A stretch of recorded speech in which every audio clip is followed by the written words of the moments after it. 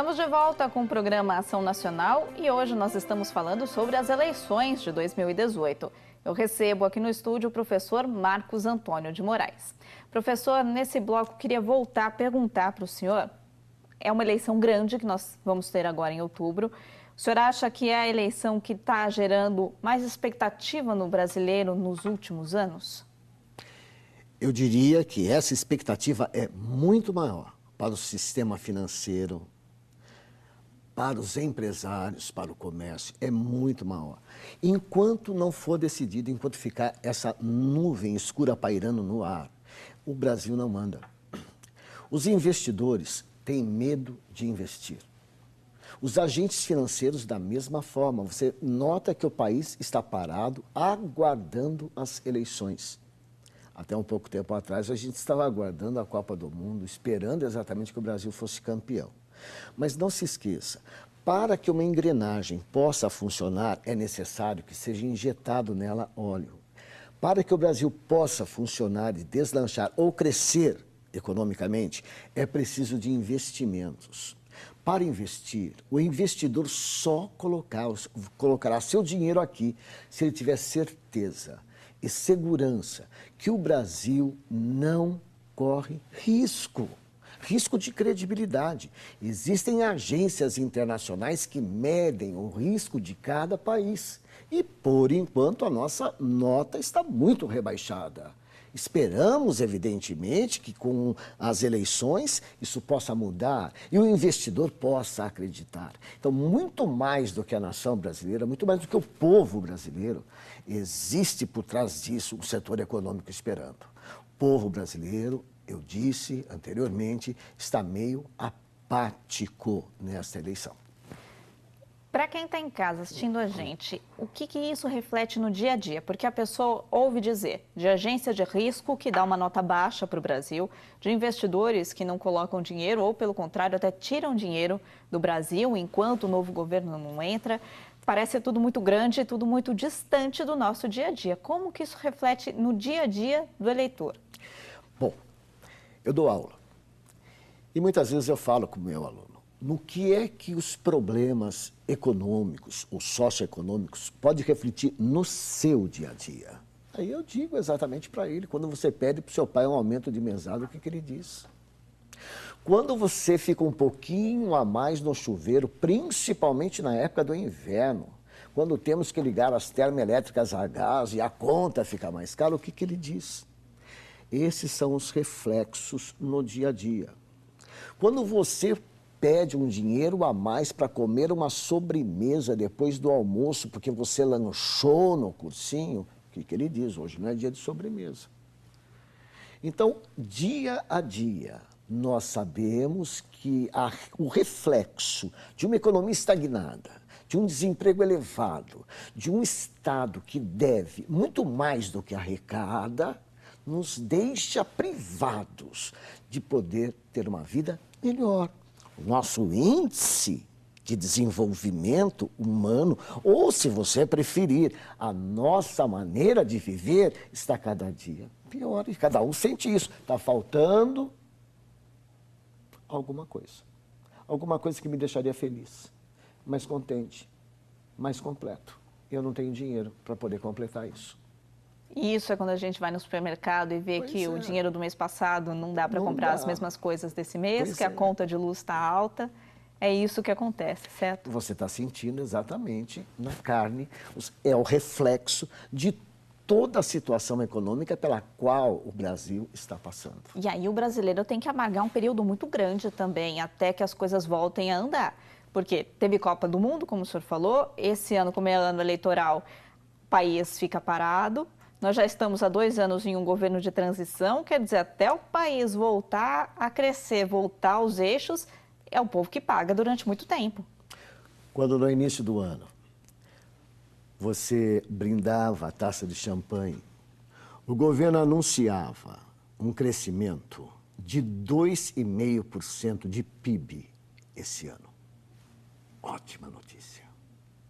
Uma notícia para você sorrir. Uma notícia que significa geração de mais emprego, geração de mais renda, possibilidade de maior consumo. todos felizes. O que aconteceu no meio do caminho? Uma greve do transporte terrestre, do transporte rodoviário. E para onde foi a projeção do PIB agora? No mês de maio, caiu para 1,5%. Isso segundo o nosso Banco Central. Segundo o FMI, ele foi um pouquinho mais camarada, 1,8%. Ou seja, acima daquilo que nós esperamos. Agora, veja o que significa a perda de 1% do PIB a partir de maio. Significa que o segundo semestre, todos sabem, nenhum brasileiro é bobo, que será mais apertado. Muito mais apertado do que o início do ano, enquanto as taças de champanhe se chocavam. Bom, e para tudo isso mudar, o que precisa é de um governo novo, de candidatos novos, que o eleitor acredite. Para a gente falar sobre esse processo eleitoral e quem vai estar, os nomes que vão estar na urna agora em outubro, vamos começar a destrinchar um pouquinho o processo eleitoral também. Qual o prazo que os partidos e as coligações têm para registrar a candidatura? Por enquanto, a gente vê pré-candidato. O prazo é até dia 15 de agosto, perdão. 15 de agosto. Isso. Aí os partidos vão até o Tribunal Superior Eleitoral ou até os tribunais... Não, antes disso, existe na sede do partido uma espécie de assembleia, uma convenção para escolha do candidato. Geralmente são 2 ou 3 candidatos disputando aquela convenção, ou tem candidato único. Então, antes da convenção, não se segue para o tribunal para fazer o registro. Primeiro a convenção. Então, os partidos têm praticamente, a partir do dia 20 de julho, é o início das convenções partidárias para a escolha dos seus representantes. E isso está na lei também? Está na lei também. Depois do prazo de 15 de agosto, existe algum caso em que os partidos podem registrar candidatos ou esse é o prazo final limite? Não, existe sim. Existe sim. Por exemplo, se caso o partido não... O número de candidatos não preenche praticamente o número de vagas, ou seja, existem vagas excedentes. O partido pode registrar mais candidatos, caso haja vagas excedentes. Então, existe a possibilidade de. Em outros casos, em casos de falecimento de um candidato, eu posso mudar. Em caso de cassação de um mandato em função da pena dele estar em trânsito, em juízo, ainda não foi decidida, eu posso mudar. Para isso, eu tenho um prazo para mudança até o dia 7 de setembro para mudança. No caso de morte ou falecimento, não existe um prazo. A qualquer momento, você pode mudar o seu candidato.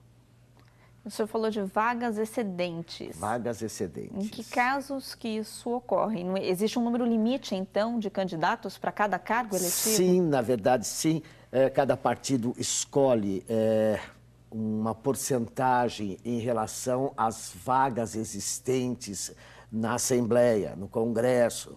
E se essas vagas não forem preenchidas até o dia em que encerrou-se o registro, isso me dá a chance depois de retornar, ou seja, fazer exatamente o preenchimento dessas vagas remanescentes. São muitas, então, né? Porque nós vemos um número enorme de candidatos. Na verdade, são 571 vagas para o Congresso, não é isso? Sim. Consequentemente, o estado mais representativo é o estado de São Paulo. Então, o estado de São Paulo tem um número de vagas.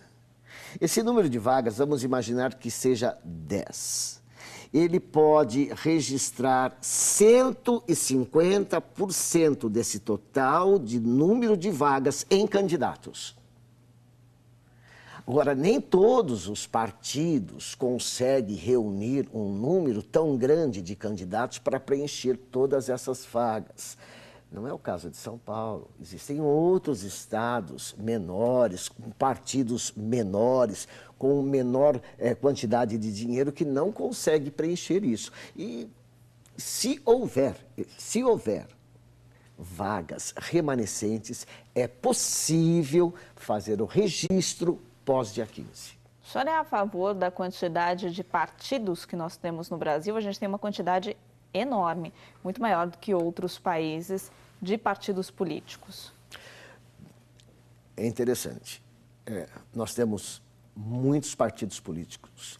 Isso se deve ao pluripartidarismo, logo depois do governo militar, onde existia apenas dois partidos, a Arena e o MDB, depois PMDB, agora MDB novamente. E daí surgiram vários novos partidos, um pluripartidarismo. Eu diria que isso atrapalha a cabeça do eleitor. Porque todos esses partidos registrados e reconhecidos têm o direito a uma verba para poder fazer a sua campanha política. Esta verba sai do Estado, sai dos cofres públicos, e isso realmente pesa. Como não se bastasse esse peso econômico, existe a confusão de partidos na cabeça do eleitor. No que tange principalmente a ideologia. Imagine você ler a ideologia de cada partido para saber exatamente qual atende o seu perfil. Não é fácil, é difícil mesmo, porque você não tem a vida só para fazer isso. E por mais que eles apresentem a ideologia, eles não o fazem por completo. Fazem o que interessa, mostra o que interessa para o público. Nem sempre o que interessa é toda a verdade. Como eu disse, repito, cria confusão, cria dúvida, cria problema na cabeça do eleitor. Muitos partidos. Se não me falha a memória, eu tenho 31 partidos políticos, mais 34 pedindo para serem aprovados ou registrados. É muita coisa. Seriam 65, caso esses 34 fossem aprovados amanhã. E para a gente resolver esse problema, na sua visão, um problema, esse grande número de partidos, só uma reforma eleitoral? Uma reforma eleitoral que já começou. Essa reforma eleitoral já teve início, mas ela ainda não foi concluída. Essa reforma poderia trazer em pauta exatamente essa situação. A diminuição do número de partidos, justamente para dar mais transparência ao eleitor. Mesmo porque um partido A faz uma coligação com um partido B, e que ideologia você vai seguir se você escolher o A? De repente vai ter duas ideologias nas quais o seu perfil está fadado ao fracasso, está fadado principalmente à decepção. E provavelmente essa reforma não vai ser concluída esse ano. De jeito nenhum. Principalmente por ser ano eleitoral. Mesmo porque nenhum partido vai largar aquilo que já conquistou, ou seja, o seu registro. Isso não vai acontecer. Uma das regras também para a eleição é que os partidos têm que ter um número mínimo de mulheres candidatas. Como que é feito esse cálculo, professor? Isso é interessante, não é só mulheres, os dois gêneros. O partido ele pode ter de 30% a 70% dentro da sua candidatura, tanto homem quanto mulher. Mínimo de 30%, máximo de 70%, tanto homem quanto mulher. Na verdade, a mulher fica em evidência porque a política é predominantemente masculina. Pois é. Pela nossa tradição. Isso é verdade. A mulher, isso é interessante que você falou, Raquel. Renata. Isso. Renata, uma pesquisa demonstrou que a maior parte dos votos nulos, agora, recentemente levantado, são das mulheres. A maioria, população feminina, votos brancos e nulos. E uma das coisas que elas reclamam é exatamente a baixa representatividade da mulher no governo brasileiro. Agora, será que existe, por parte dos partidos, alguns obstáculos colocados fora da lei, evidentemente, para dificultar o acesso da mulher? Eu me lembro muito bem que na última eleição para prefeito, existiam muitas candidatas a vereadoras que não sabiam que eram candidatas. Eu não sei se você ficou sabendo disso. Sim. E foi feito um levantamento, nem elas votaram nelas mesmas, porque elas não sabiam que eram candidatas. Como é que isso pode acontecer, professor? Isso pode acontecer em função de observar a lei, cumprir a lei, fazer o que a lei manda, mas sem, na verdade, avisar o indivíduo que é ou não candidato. eu tenho que ter no mínimo tantas mulheres. Eu vou colocar, seja lá quem for. Servem só para cumprir a lei. Só para cumprir. Mas, na verdade, não são candidatas de fato. Não, nem sabiam. Nem sabiam que eram candidatas, o que é mais grave ainda. Pior né? ainda. A gente vai para mais um intervalo rápido do Ação Nacional. Na volta, a gente fala de um assunto que esse ano está muito em destaque, que são as fake news ou as notícias falsas. É depois do intervalo. Até já.